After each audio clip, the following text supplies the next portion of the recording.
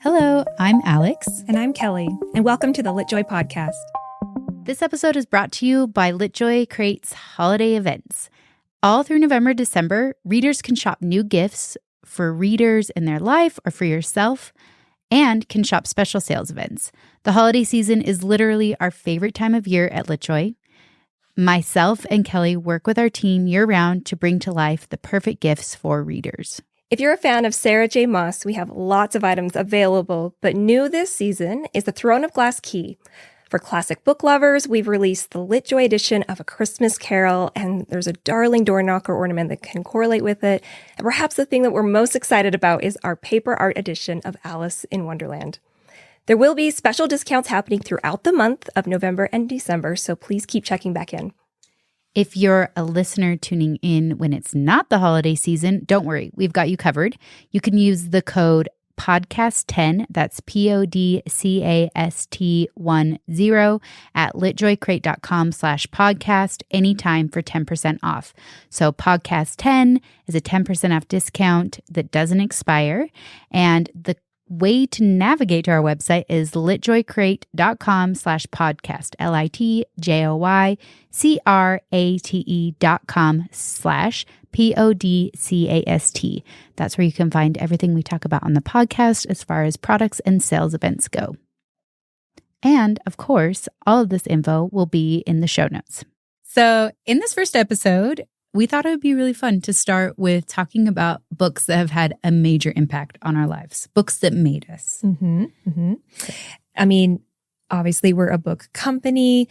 We run book clubs. We talk books all day long. And when we were trying to decide what do we want to talk about first in this very first podcast episode, it just made so much sense to us to talk books, obviously. Yes. But we want to talk about the books that have impacted us for one reason or another at different times in our lives, that have left their mark, made us feel something, and books we can't stop recommending for different reasons. Yeah. So that is the basis of this episode. And we decided to do something fun in the fact that we both have created our own lists without talking to one another about them. So yes, I have my top 10, Alix has her top 10, and we're about to find out how many we have of the same. We tend to love a lot of same books, not always, but we do have a lot of crossover in our books as well. So yes, I'm very fascinated to see how many we have on the same list. But me too. And for you, dear reader, at the end of the episode, we do have a couple of major LitJoy announcements. So we'll be spoiling 2 different books, special editions that are coming out next year as kind of our premiere episode announcement. So we will give you a couple of behind the scenes announcements at the end of the episode. Okay, so stay listening. Stay tuned. Awesome. Big announcements, jazz hands, people. This is big. Perfect. All right, Kelly, let's jump in. I want to know, should we count? These are not in order of value, is what I'm assuming. Like, no, not the most to the least. Okay, no order. No order from my perspective. Love it. Okay. Love it. Number We're one. Vibing? Okay. We're vibing. Okay. Book number 1 for me, I'll start. Yeah. Okay, I'll dive right in. I love it. The Giver by Lois Lowry. And I feel like you're not surprised by that one. So I got it out of the... No, I thought about it and didn't pick that one. Oh, yes. I feel like you're not surprised that I picked that one. I'm not surprised that you picked it. Yes. Yes, go ahead. I will tell you why very briefly. I feel like this is one of the best dystopian books ever written because it is so accessible to people of all ages. I think that The Giver, it was a super powerful dystopian novel, but it also gives people, it's all about being curious about how things are the way they are. So questioning how society functions, questioning what people tell you is true, and getting curious and doing your own research, asking more questions for yourself, wanting to find truth and knowledge yourself. And so I love that because I feel like I was raised in a really high demand religion, but I also just am a member of humanity and of society. And I think that we have all these structures in place. And it's really important that individually we think for ourselves, that we think with curiosity. And as a young kid, and I was reading this book, it taught me some really important lessons. about not believing everything you see and not believing things just because people tell you them, but getting curious about people who are different than you and experiences that are different than the ones you've had. So I was like, it just sparked this flame of curiosity in me as a young child. Yeah. And I feel like that carried throughout all of my reading. So that's my first one. We've had discussions about The Giver because it was the first book for both of us, somewhere between 5th and 6th grade when we read it, that it was the first book that really stood out, that like made a difference and made an impact in exactly like how we think, and wanting to find more books similar to that. I remember buying it and gifting it to my parents for Christmas, and they were like, thank you. Like, I gifted it to my friend Brian when I was in 5th grade. It's like this young adult middle grade book, but at the same time, I'm like, it doesn't matter. It's the message, you know. I know. So yeah, that's a great one. Okay, your number one. Give it to me. My number one is literally my number one. This is the only one that I had, which is, we know this about me. I have a favorite book of all time. This is, of course, The Book Thief by Markus Zusak. I know. Yes, it is near and dear to my heart. I've met Markus, and it was a moment. It was a moment. It was like a spiritual moment for me. Yes. He doesn't write a lot of books. Like when he writes a book, it takes him a little longer, I would say. Like a decade. Possibly like 10 years. But The Book Thief, I read this for the first time with my book club, 12 years ago. I'm trying to remember when it came out now. But it was like I had no idea what I was getting into, just heard it was good, picked it up. I think it's considered a middle grade book, young adult middle grade, somewhere in that range. I didn't even know that. But it made me feel things that I had never felt in a book before. It was based around the genre during World War II. But what I love about that, when how many are out there? World War II. So many World War II. I know you have a favorite one. We'll probably get to that. Yeah. And, it's a genre that is always intense. It's a lot. But what I loved is that Markus used death as one of the characters. Death narrates throughout the book his perspective of humanity during World War II. Right. It's very clever and beautiful. Yeah. Like I expected Death to be this extremely scary, thunderous type of personality, and then it was a complete opposite. Yeah.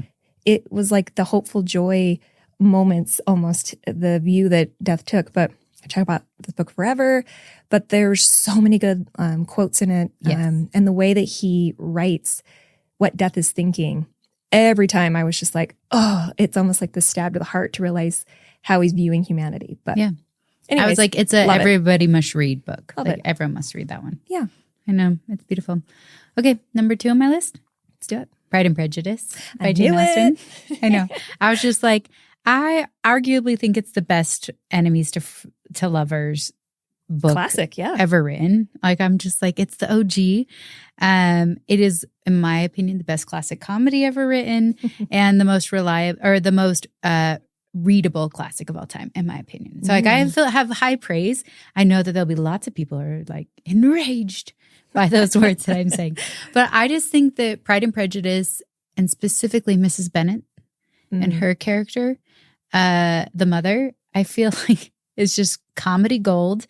And I mean, there's so many Darcy tropes now because Jane Austen, she like invented it, man.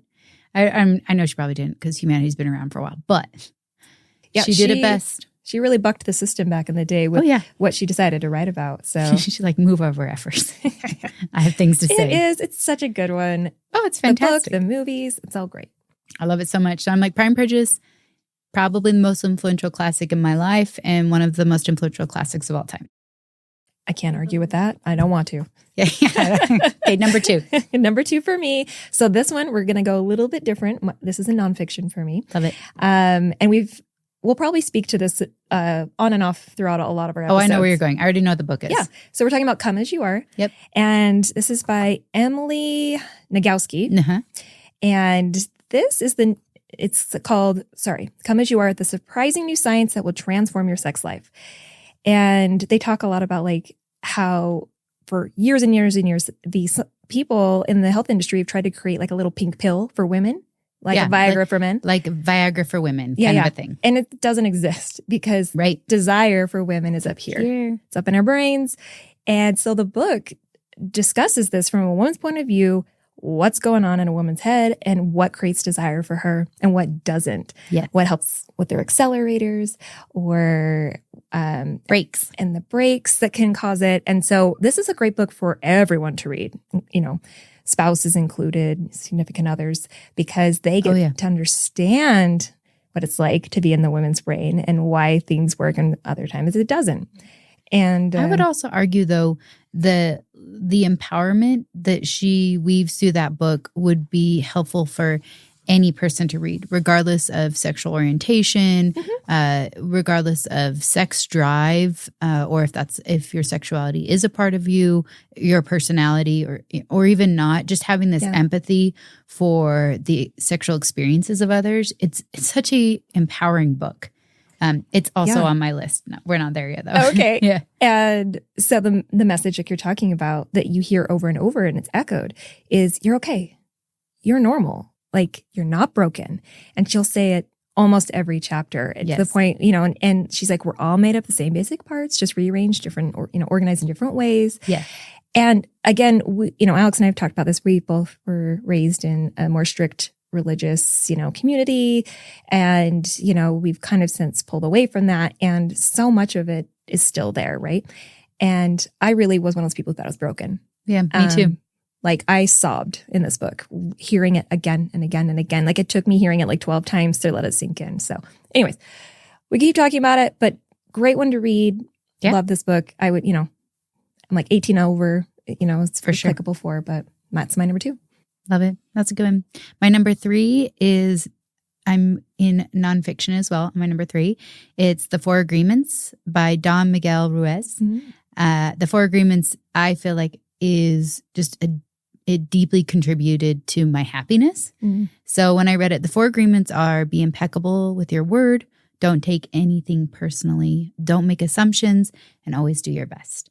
And in the book, it's a very quick read, maybe like 100 pages.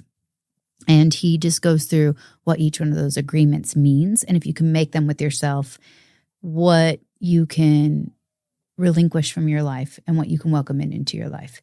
And I love it because I think it is such a human thing to tell stories. I think it's like an evolution thing to protect ourselves, to make these assumptions about other people. And I love that book kind of walks through the power of being grounded in who you are, regardless of what's happening around you, and being able to not give power to the stories that we tell ourselves if it's destructive to us. And yeah, I just loved it. I think it's like a simple read, but one that you can come back to over and over again because there's such a depth to it, and it's a practice. Mm-hmm. You can't be good at all those things immediately, Yeah. So it's not an escapist read, but I just feel like it's a really good read for humans to experience. So that perfectly segues into my book. Let's go. Number 3. Number 3, Wonder. I loved Wonder by R.J. Palacio. So good. This is another middle grade title that, for my personal book club that I run, I always try to push our group into reading different genres. And so we typically do at least one middle grade. And for those of you who haven't read middle grade, I would highly suggest it because typically a really good middle grade author can speak to multiple levels. For sure. And R.J. Palacio, I believe, does this because this book is all about, in my mind, 2 things. But one, the overarching theme is kindness. Yeah. And it's just like, it was one of those books that I finished it and I just closed it and I just had a little cry because I felt it so deeply. There's a movie about this one now, also great. They did a Owen really Wilson. beautiful job. And Julia Roberts. They did a beautiful job.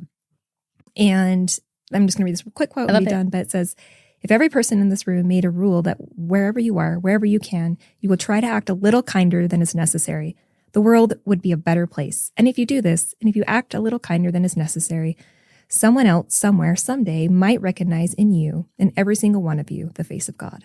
Yeah. And there's so many amazing quotes like this in the book where you're just like, yes. Yeah. So with Wonder, it's on, I have like a runner-up list because I couldn't keep it to 10. Wonder's on my list for there. The thing I love about Wonder, so the main character in it does have some face abnormalities as part of Augie as his, so there is, but he is a very brilliant child. Yeah. But people make assumptions about him because of how he looks. And I just thought it was such his, his experience in the book starts when he's like, I think 5th or 6th grade. He's like right around fifth grade. And we have 5th graders, 6th graders. And so I think you can relate to it. That's a really difficult time to be a person. Like there's so much insecurity around that, and just his experience and overcoming. And it's a really beautiful book that I would say transcends the genre for sure. I love it because it puts you in the driver's seat of empathy. Oh, most definitely. Yeah. And you don't get that very often in books. And so you can see the world through Augie's eyes. And it's another one of those, like everyone, when they talk about it, they put their hand to their chest. Oh, I love that. Yeah, they're always, it's like clutch the pearls in the way that it's just like, oh my gosh, it's my favorite, my heart, And so top 10 books. I'm like, and read it with any age. Yes. There's even a picture book out. That's which we read it. to our children. Yes. Yeah. So there's picture book, there's the regular book, there's the movie. There's a reason it's being adapted in multiple forms. I think there might be a graphic novel, but anyways, great. Great book. Okay, book 4. Yeah. Okay. My book 4 is The Midnight Library by Matt Haig. Haig. I accept all. Love it. So this was the first book club book I read in my book club with my now husband, Tyler. And so it's a book that is very much about living in the present and making the most of the time that we're given. The main character, I will say like a slight suicide trigger warning. She attempts suicide. It's not a particularly huge part of the book or violent, but it puts her in a coma, which gives her the opportunity in the book to experience multiple lives. In a library, her brain organizes this space like a library. And that's why it's called the Midnight Library. And I love, it's a book that just asks really important questions about how do you want to spend your time? How do you want to spend your life? How do you have empathy for yourself and empathy for others, understanding, self-discovery, compassion, and self-acceptance? And so I think it was just a really powerful book for most who read it because it's such a good book club discussion book. It was so good. Yeah. It creates these questions that sometimes we're afraid to ask ourselves because we're so busy going through the motions of life that we don't always pause to think about why we're doing it and how do we live more in alignment with what we're here to do, what our purpose is, what our joy is. And so it was a powerful book to read with a man who I would one day marry. And yeah, so if we ever have a baby, I'll name it Nora after that book because of how much that book meant. And the main character's name is Nora. So yeah, I loved that book too. So, but I was like, oh, she's going to talk about this one, I bet. So, yeah, because it's a good one. Such a good love story for you guys. It's based on a book. It's perfect. About a library. It's very nerdy. I mean, my husband's, he's like getting like his 4th degree. Yeah. It's very nerdy. I love it so much. Perfect. So you're number 4 now. All right. This one, no surprise. And I assume it will go with one of yours. So A Court of Mist and Fury by Sarah J. Maas. Boom. I specifically selected that one. It's my favorite book in that series, which I think a lot of people would agree with. Yeah. But this was like the height of Sarah because she wrote my other second favorite book, which is Queen of Shadows. Which is coming. Which I figured would be on your list. Yes. Which the reason I picked it is one, Sarah just kind of like took over the fantasy world and blew it up with like this. She's like, I'm going to write this new genre called New Adult because I want to write spicy stuff. Which is just so badass. I know we all love to hate there's always like that. You love to hate the ones that are like succeeding a little bit because you're like, oh, enough. Like we're always hearing about Sarah. And I feel like Stephanie with Twilight series kind of got this too. Stephanie Meyer. Yeah. Yep. But I'm also like, I think it's so badass when someone can flip something totally on its head, like fantasy genre. Yeah. And that it goes viral. I don't know. I love seeing the successes of these authors. Like it pumps me up. So it was just a good year for Sarah because both those books came out at the same time. And it was the year that I was trying to figure out how to take my book club blog to the next level. And Alix was doing her previous job before LitJoy. And we went to the same blogger conference together. And we could not stop talking about these 2 books. I was talking about Resand, and we were talking about a Court of Mist and Fury, and you were talking. I was like, I love Rowan. so much. And we talked about Throne of Glass because we were reading both series. And that was the day, that whole weekend, that birthed LitJoy. Yeah. And so we made Sarah J. Maas love. We gave birth to LitJoy. a LitJoy baby. It is our love child. It totally is. It really is. And we tease about it, but it's like, I don't know any other way to say it. We love it. Like so, Sarah is very important to us because it got us talking because we kind of barely knew each other. And we'll talk more about this later. But yeah, that book and just Sarah in general really opened up a lot for us. So yeah, I feel like I feel like we both needed to put Sarah as a whole has been really influential on the genre and on our careers and our life trajectory, weirdly enough. And so both of us, I felt like needed to put one of them on the list. I was just like, which one's our favorite? It's kind of how it felt. So I'm like, you can't not. Here's the thing. I love Ruiz. I loved him the most in that one. I agree. Then things have changed as the series has gone on, but that's okay. It's all right. Like, I stick with Yeah. You're like, I stick with the Court of Mist and Fury. I know. Okay, you're number five. Okay, number 5 is Creativity Inc. by Catmull. Love it. This is on my runner-up list. Love it. I knew we'd have a ton of crossover. So I love this book. Ed Catmull, along with John Lasseter, created Pixar. And Pixar went through many iterations. They were developing a piece of technology, I think at the University of Utah is where they were at. And they were developing a piece of technology, which would be digital animation. And lots of different people wanted to use it for different things because they couldn't get funding for the company, essentially. But they didn't want to pivot from their vision of doing animation. That's what they really loved. So I think that George Lucas bought them for a little while, and then Steve Jobs rescued them during George Lucas's divorce. They're like all this drama, rescued them. And then he wanted to sell them off for, Steve Jobs wanted to sell them for the technology to be used for something besides digital animation, because they're like, you can't make money in that kind of a thing.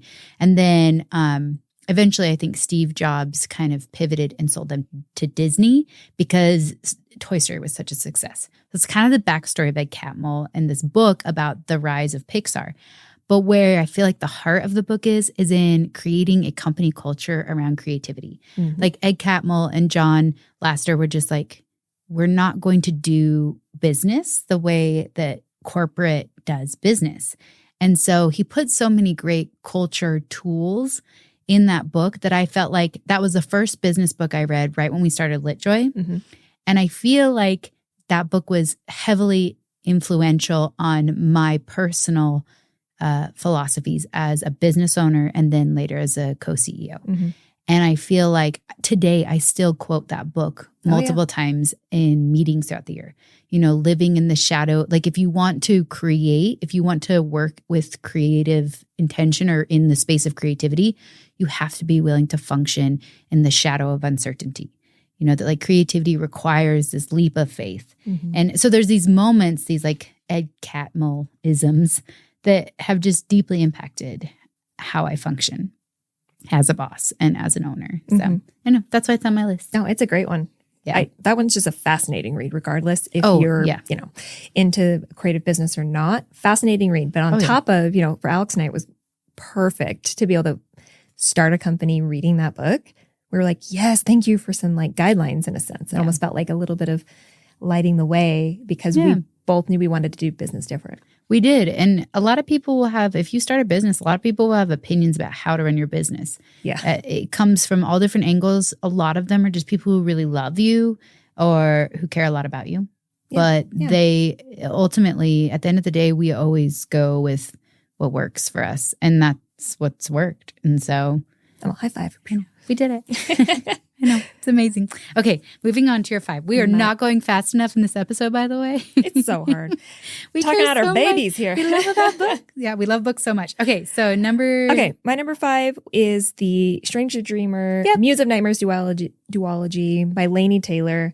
I wondered if this is on your list or not. It is. Yeah. Yep. We make no secret about this. It's one of our favorite series of all time.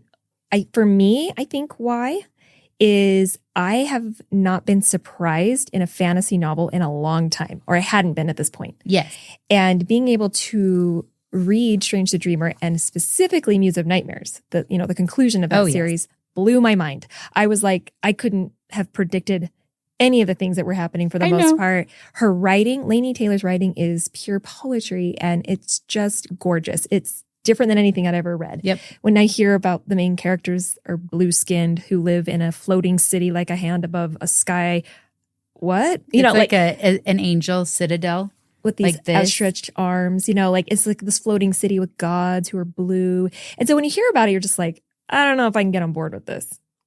But you give it like one chapter and you're like, wait. Oh, you fell so deeply in love with Laszlo. Yes. I married a Laszlo. I love it. Like 100%. Like Tyler's totally, and I was just like, I love it so much. I'm sorry. I didn't mean to make that about Tyler, but it just.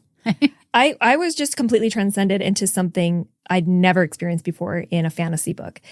And again, very rare. Yeah. It's rare to experience something that completely changes your perception of what a fantasy is what it felt like to me.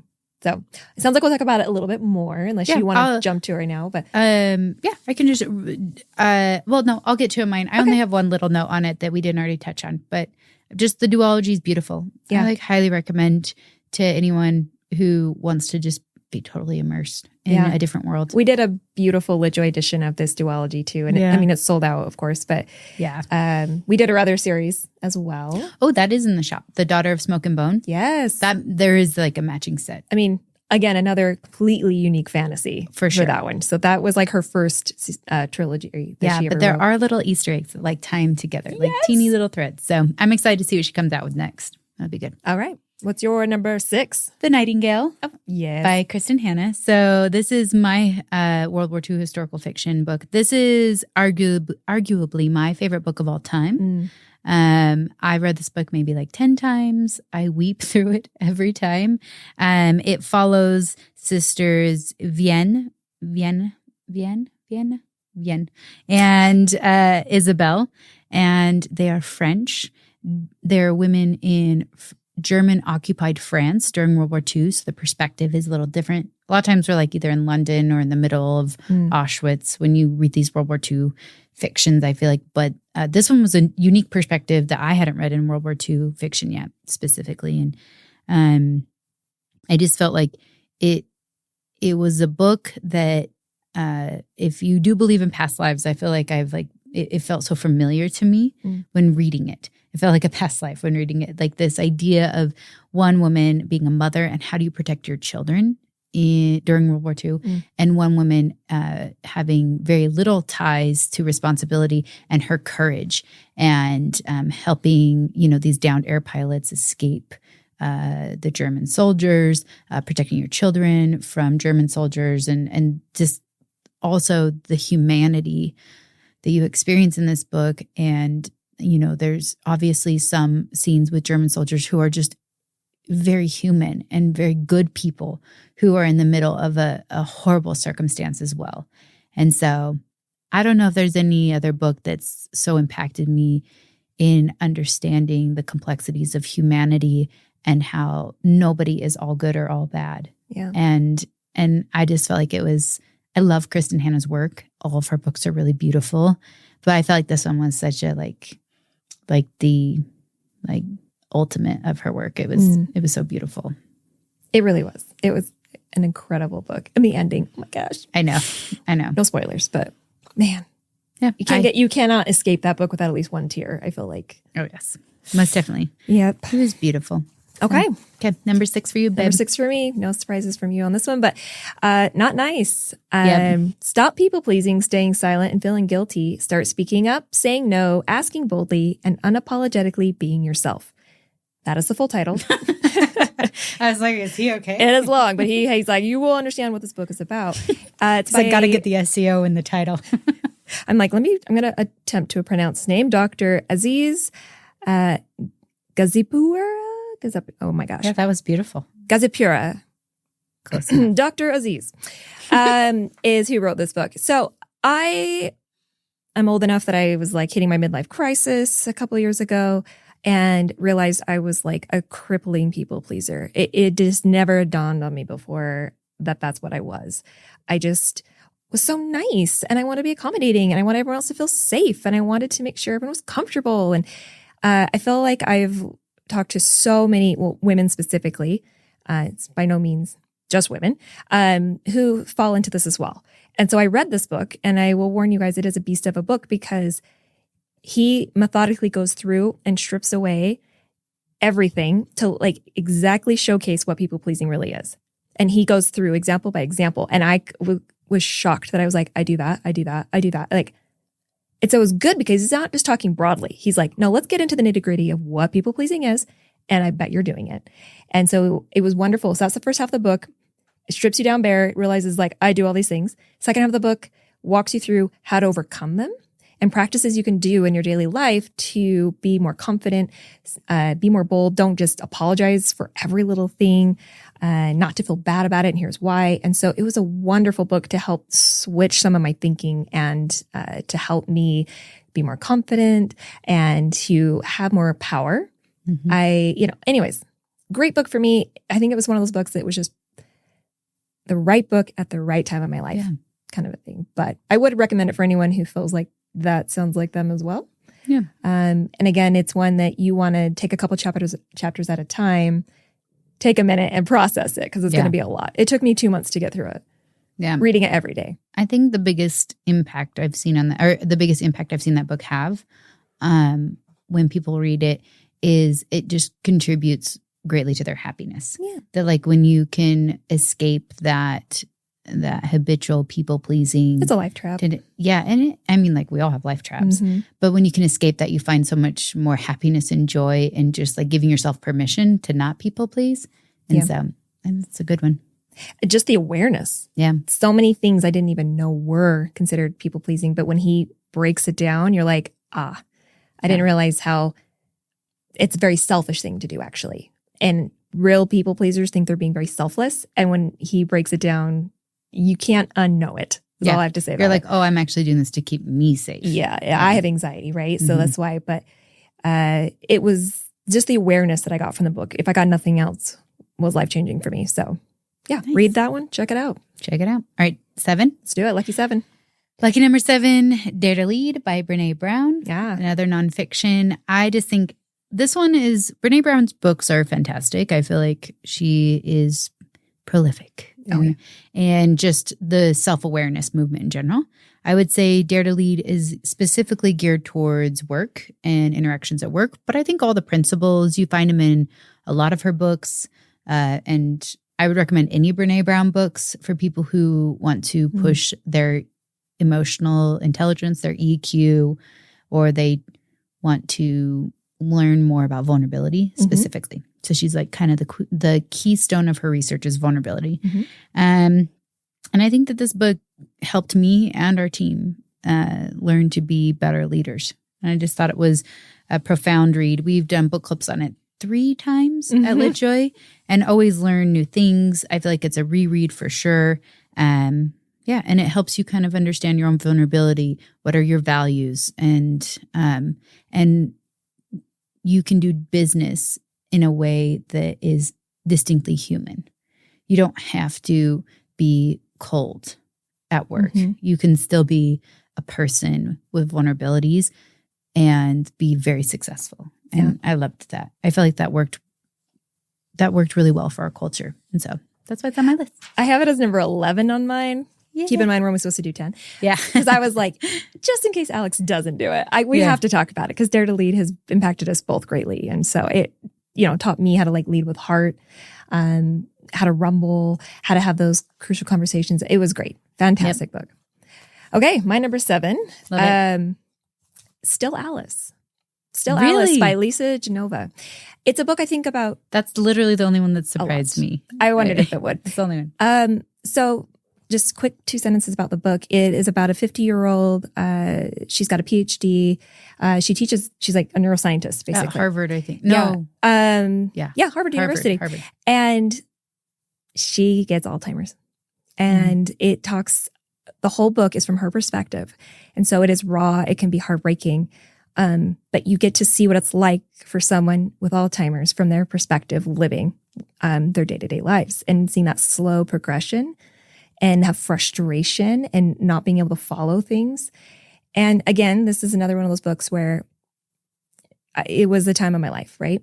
So I only grew up with one grandparent. I lost all the others before I was ever born. I only had one grandma. So I was very close with her. And we just had a really unique, special bond. And she passed away also from an accident involving the fact that she had, Alzheimer's or dementia. And so I also got to witness that in my own grandma. And reading this book shortly after she died was a gift and also so hard to read. Yeah. Like I get emotional even talking about it because I got to read what it was like being her in those moments, And I wish I'd read it before she passed away because I think it would have given me even more insight into how I can be better for her in those moments. But the overall arcing theme of the book is really just, you just love them. Like no matter what they forget and what they can't remember, they feel love. They feel that love that you have for them. And that was something I did with my grandma. Not everyone in my family were very capable of doing that because there's so much attached to it, right? But I felt so good knowing that in the book that like, regardless if I failed in other areas, she could feel the love that I had for her no matter what. And this book just impacted me deeply when I read it. I sobbed and I wrote a huge letter to my grandma after. So it's an incredible book and it's a debut book. The author, so she's this incredible, legit scientist who wrote this book. And I actually can't remember if she's written anything else, but I just was blown away finding this was her first novel. Oh, it's beautifully written. Incredible. So I got to move on. But it was a great one, impacting me in my life at the time. So I love it. It's a good one. My number 8 is Strange the Dreamer, Muse of Nightmares. So we've already kind of chatted about that one. And I said, and I quote, my words are, one of the most beautiful tapestries of a story ever woven in the fantasy genre. Yeah. There's a tagline for you. But yes, and also it was very special to our heart that Laini said yes to us doing a special edition because that was kind of, she took a chance on us where we're like, we're capable of doing this thing. And she believed in us and it was such an honor to do it as our first fantasy special edition. So it's beautiful. Yeah, I love it. I know. Okay. I know. So my number 8, we're on 8, right? Yeah. I almost didn't put this down because I'm like, oh, it's so obvious. But I was like, I got to say it. So it's just basically Harry Potter, the Harry Potter series. That's my runner-up, one of my runner-ups. Yeah. Mm-hmm. It's so fascinating. I was 14 years old. This is going to date me, so everyone be prepared. Prepare yourselves for Kelly's age. So I was 14 years old when Harry Potter and the Philosopher's Stone came out. Okay. Yeah. And of course, I had zero interest in reading at that time. Somewhere between junior high and high school, I kind of like let go of reading, but I used to be obsessed with reading before then. And then I picked up again in high school. But for a while there, I just was like not interested. And everyone, right? Oh, you got to read Harry Potter. You got to read Harry Potter. And I was like, if one more effing person tells me to read Harry Potter, I just might. I will run away to Antarctica. I don't want to hear about it anymore. Like, I don't know why I was being so rebellious about it. It wasn't until I think I was 17 or 18 in 2000. Mm-hmm. Fourth book, I think, had just dropped. And again, you got to read it. This is the best book of all time, blah, blah, blah. I don't know what finally spurred me to do it. But I finally was like, I will read this damn book about a wizard, okay? I was angry about it. And then I was like, well, that was like a cute little kiddie read, right? Because book 1 is it's her youngest, of course. Yeah, it's written kind of for like an 11-year-old. Yeah. And I was like, that's how old Harry is. Sure, and I was like, I'll give it one more chance, So I continued on the series. But anyways, of course, I got addicted, as everyone did, got to book 4. And book 4 actually is still my favorite within the series.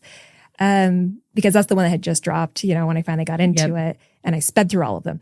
And then I think the reason I picked this is because, well, one, it's a huge phenomenon. And of course, we have these massive worlds created around it now. Oh, it's just like a huge subculture of humans that find themselves in the stories and they love them, I think for me, it was like the book that got me reading again. Mm-hmm. 2, it was the first time I had ever fangirled or been a part of a fandom. Like I didn't know anything about that at the time, but I was just like, you want to talk Harry Potter? Let's talk Harry Potter. What about wands? What about this? Like what kind of spell book? Like what house? What? Yeah.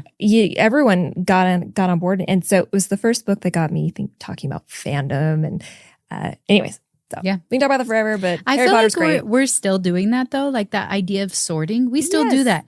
It's like a personality test. People feel, I don't think J.K. Rowling wrote those books with the intention of like merchandise. I don't think she was like, this is going to kill it with merch. But people like identify with the different experiences that the characters are having so much that they relive them in parties, in personality tests, where we sorted. And like now all the people who grew up on Harry Potter are really into astrology, like it's just, it's a part of it. And like, so clearly it impacted me to the point where I wanted to create Harry Potter themed, magical crates for our company. We were one of the first people ever to do those. This is like 8 years ago.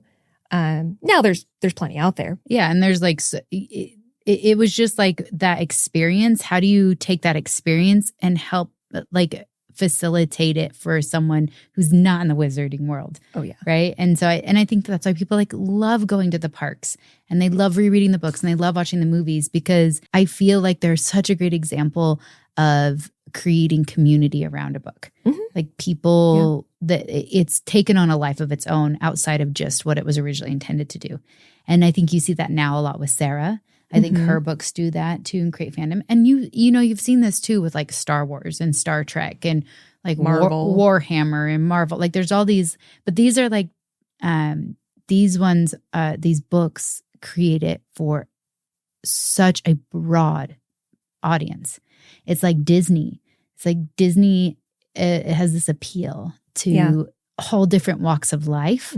And that's such a special thing to be able to appeal to little kids, like our little 3-year-olds. Yeah. We have video of them wielding wands and like doing like irreversible, what is it, like the unforgivable curses? Yeah, they're like, expecto patronum. Yeah, they're like, like we have 3-year-olds. And then you have, I went to the dermatologist the other day and my dermatologist was wearing a Harry Potter cardigan. And it's just like all the life spans are into it. So it's a universally loved series for good reason from all ages. And anyone who knows me, who's ever mentioned that they've never read the books or the movies, gear up, because you will become my new mission in life.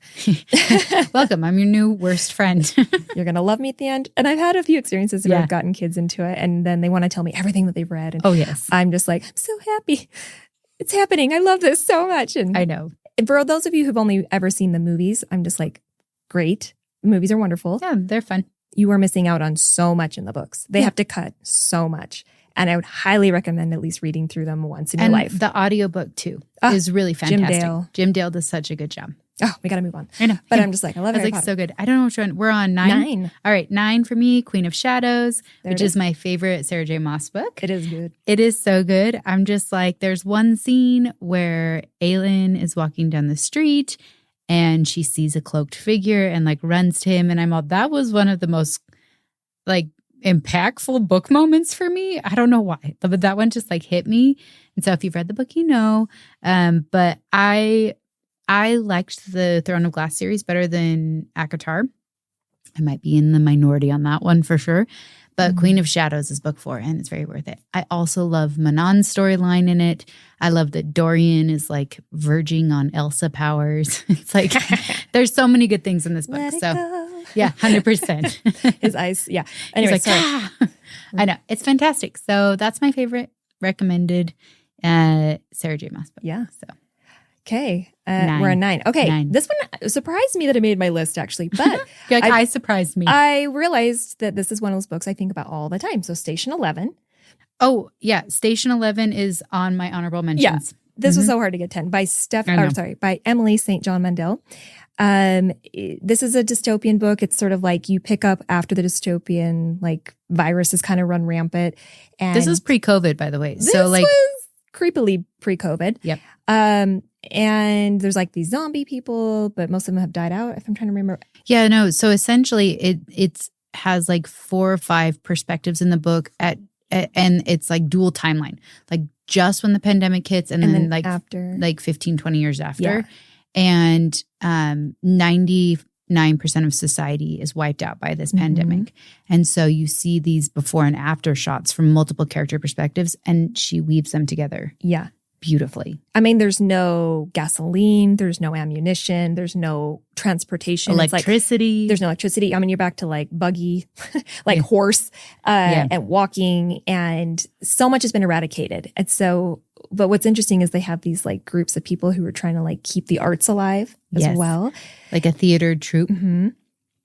This book, anyone who's read it has said the term, it will haunt you, but like it's haunting in the best sort of way. I like look at right at the camera. I'm like, it is haunting. It is haunting.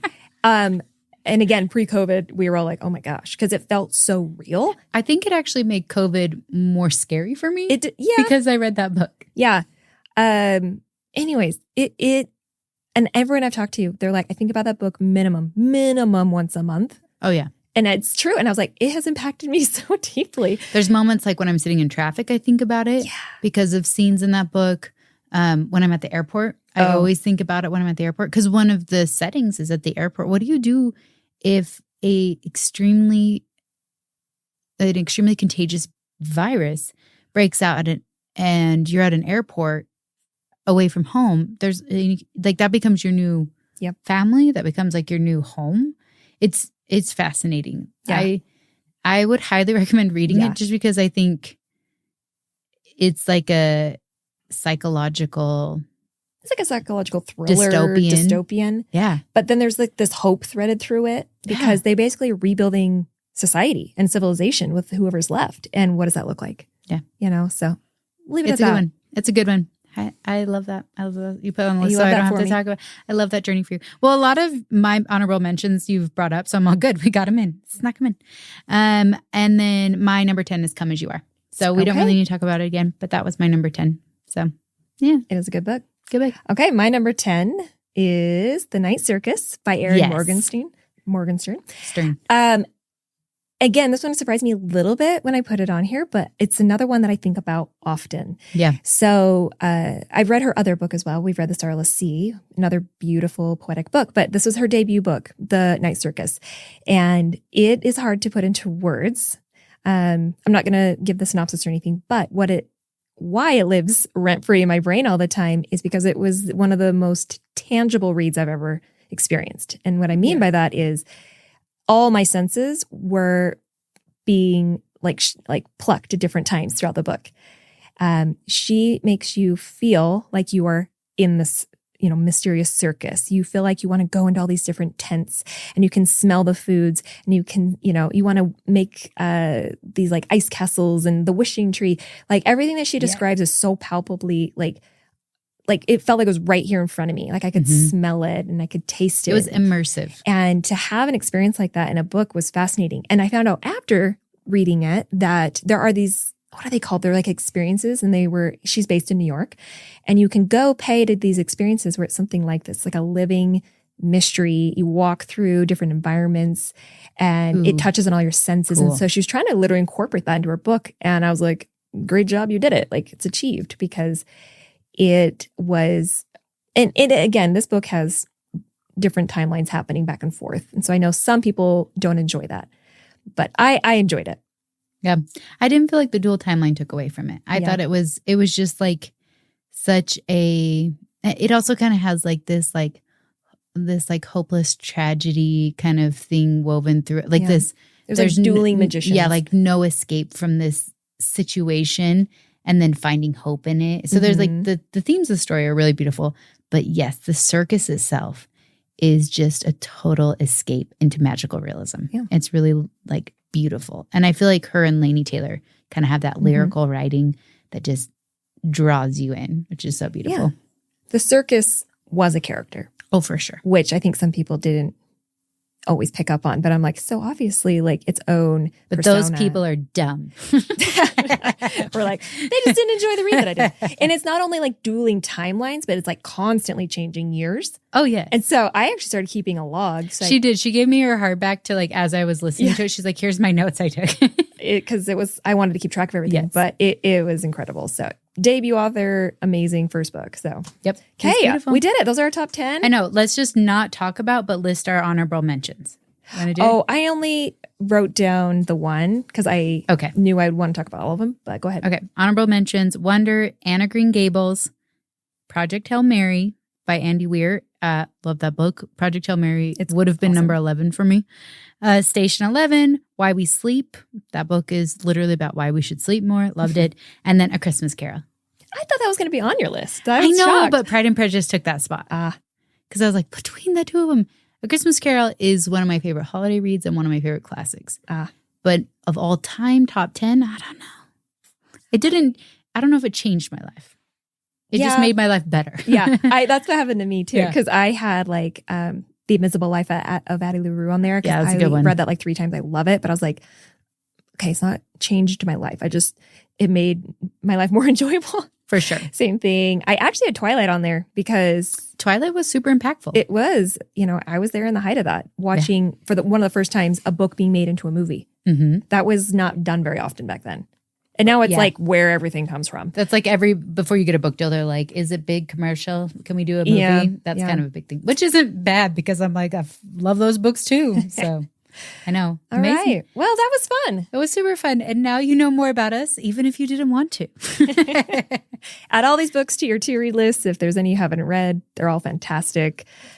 And we stand by them.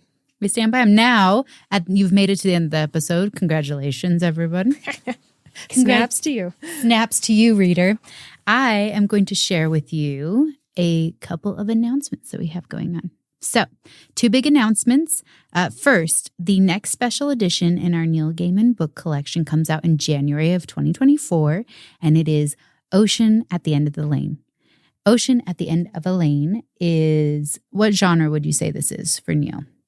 I think it technically falls into middle grade. Yes, but it is, like all Neil books, it has an edge to it. Yeah. And I think that readers will be really excited about how beautiful this edition is. Yes, it is illustrated. It's an illustrated edition. And the artwork in this one is incredible. Yep. So if you want to see sneak peeks for this, the place to go is LitJoy Crate on Instagram. So that's at LitJoy Crate. That's where we'll start doing sneak peeks and spoilers. And the second announcement for this episode is we are going to announce one of our big box sets. Tell me. For next year. So in February of 2024, we are doing Vampire Academy by Rochelle Mead. Love Vampire Academy. It's a classic, and it hasn't really been redone. Like, I think a couple people have done like new covers, but we're doing the LitJoy special edition. Fully illustrated, annotated, ribbon, bookmark, decorated edges. Yes. New covers, print. All of it tricked out. It's going to be a decked out special edition. And we're messing with a few different types of covers. So similar to how we did Nevernight, it will be something new and fresh from us. So we're very excited. And just as kind of a little plug for our membership group, if you're part of our membership group, the Lunicorns, you will get early access to both of these titles. And so Lunicorns get early access. They get new products, behind the scenes content, and a secret Lunicorn shop that you can shop in. And then also we do lives, which I'm like, that's where we spoil everything we're not supposed to spoil. It happens every time. Every time. And that Rochelle Mead Vampire Academy is February. So if you would like to be on the wait list for that book, there's a high likelihood it will sell out.